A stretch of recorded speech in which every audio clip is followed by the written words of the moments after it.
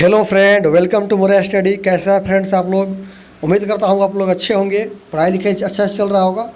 Friends, आज हम लोग मॉडर्न इंडिया हिस्ट्री आधुनिक भारतीय इतिहास से एक ज़बरदस्त चैप्टर ला दिए हैं, अंग्रेजों द्वारा निर्मित सामाजिक सुधार के कानून और अधिनियम।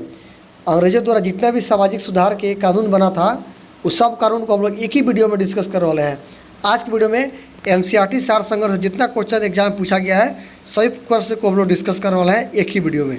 तो पूरा वीडियो को लास्ट तक देखिए, चैनल पर है तो सब्सक्राइब कर लीजिए। चलिए आज का वीडियो शुरू करते हैं। फ्रेंड्स, जो आपका पहला कानून था फ्रेंड्स, बहुत इंपॉर्टेंट क्वेश्चन है, नवजात कन्या हत्या कानून। याद रखिएगा, जो नवजात कन्या का हत्या कर दिया जाता है, भ्रूण हत्या, तो उसके लिए कानून बना था जॉन सोर के अध्यक्षता में। ठीक है, गवर्नर जनरल कौन था उस समय? जॉन सोर। तो नवजात कन्या हत्या कानून जब कानून बना था उस समय भारत का गवर्नर जनरल कौन था? जॉन सोर था।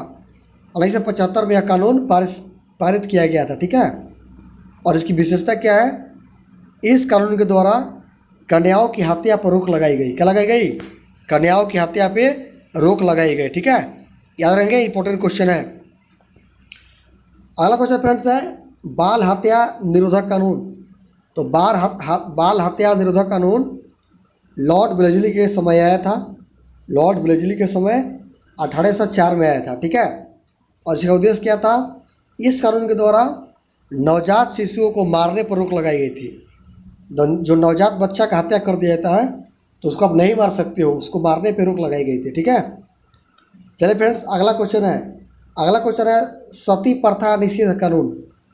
सती प्रथा को रोकने का प्रयास किया गया था किसके शासनकाल में? किसके? भारत का गवर्नर जनरल कौन था?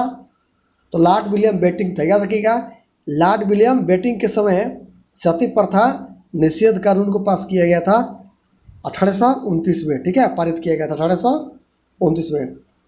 इसका विशेषता क्या है? इसके द्वारा सती प्रथा पर कानूनी रोक लगाकर इसे हत्या माना गया। समझे?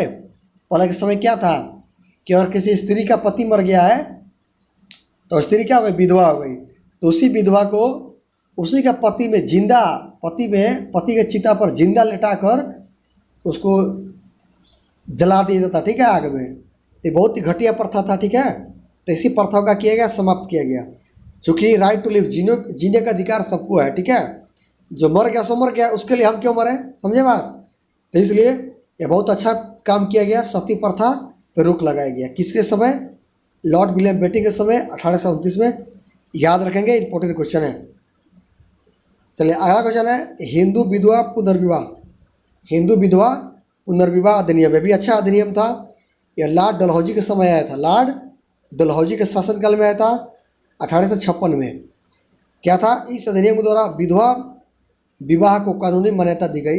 कोई विधवा औरत है तो दोबारा दूसरा ब्याह कर सकती है। ठीक है, तो अच्छा चीज़ था वही। अगला क्वेश्चन है सम्मति आयु अधिनियम। सम्मति अधिनियम लैंसडाउन के शासनकाल में आया था 1891 में। ठीक है, 12 वर्ष से कम आयु के बालकों के विवाह पर रोक लगाई गई। क्या हुई? पहले कम उम्र के बालिकाओं का शादी ब्याह करा देता था। ठीक है, लेकिन जब से यह कानून आया सम्मति आयु अधिनियम, तो उस पर लागू लग गया कि 12 वर्ष से कम आयु के बच्चा का शादी ब्याह नहीं कर सकते हैं। ठीक है, कानून रोक लग गया। अगला फ्रेंड्स एक्ट है Sharda act. Sharda act friends आया था लॉर्ड इरविन के समय। किसके समय? लॉर्ड इरविन के समय आया था 1929 में। कब आया था? 1929 में। इसकी विशेषता क्या है? तो इस एक्ट के द्वारा बालक बालिकाओं के लिए विवाह की न्यूनतम आयु क्रमशः 18 वर्ष और 14 वर्ष निश्चित कर दी गई। यानी शारदा एक्ट के द्वारा ही बालिकाओं का विवाह 14 वर्ष और बालकों का विवाह 18 वर्ष निश्चित कर दिया गया लॉर्ड इरविन के शासनकाल में। याद रखेंगे। चलिए अगला फ्रेंड्स आपका है, अगला है हिंदू महिला संपत्ति अधिनियम। ठीक है, हिंदू महिला संपत्ति अधिनियम ये आपका लॉर्ड ऑकलैंड के समय आया था। लॉर्ड ऑकलैंड 1937 में। इसका प्रावधान क्या था? इसमें हिंदू महिलाओं को संपत्ति का अधिकार दिया गया था। हिंदू महिलाओं को संपत्ति का अधिकार दिया गया। समझे? लॉर्ड ऑकलैंड के समय आया था।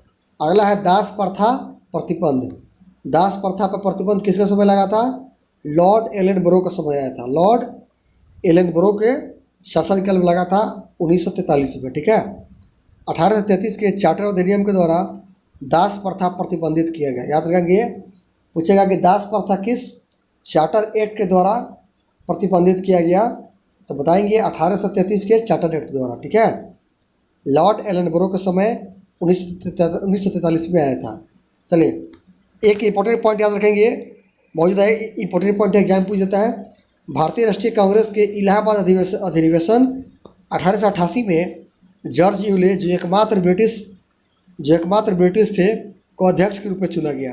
याद रखिएगा कि भारतीय राष्ट्रीय कांग्रेस के इलाहाबाद अधिवेशन का अध्यक्षता कौन किया? जॉर्ज यूले किया था 1888 में, जो एकमात्र ब्रिटिश व्यक्ति था। ठीक है, जो एकमात्र ब्रिटिश व्यक्ति को चुना गया। तो उम्मीद करता हूँ फ्रेंड्स कि अंग्रेजों द्वारा निर्मित सुधार आंदोलन को आप लोग अच्छी तरह से समझ गए होंगे। ठीक है, फिर मिलते हैं नेक्स्ट वीडियो में। तब तक जय हिंद, जय भारत।